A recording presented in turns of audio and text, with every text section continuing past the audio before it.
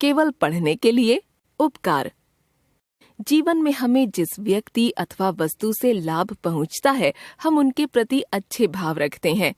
यहाँ तक कि कभी जिस कपड़े को पहनकर हमें सफलता मिली हो, हम किसी अच्छे कार्य पर जाते हुए उसका प्रयोग करना पसंद करते हैं। लेकिन अफसोस तब होता है जब हम उन व्यक्तियों को भूलने की भूल करते हैं जिन्होंने हमें उन्नति का रास्ता दिखाया है। मात्र धन्यवाद कहकर उस समय आभार प्रकट कर आगे चल देते हैं।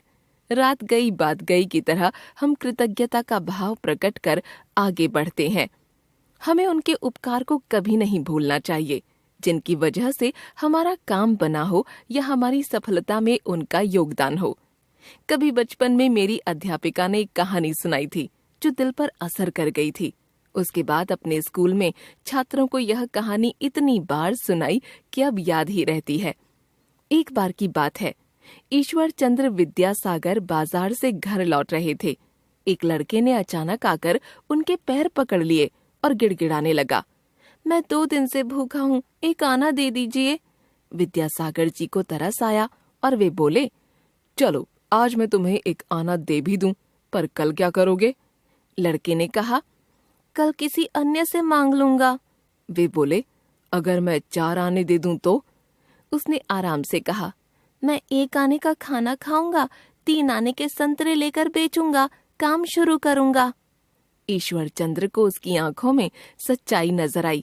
उन्होंने उसे 1 रुपया देते हुए कहा, तुम अपना काम ठीक से करो। 2 साल बाद जब वे फिर उसी बाजार से गुजर रहे थे तो एक युवक ने आकर उन्हें झुककर प्रणाम किया और कहा, आप अपनी दुकान पर अपने चरण कमल रखें। उन्होंने उस लड़के को हैरानी से देखा।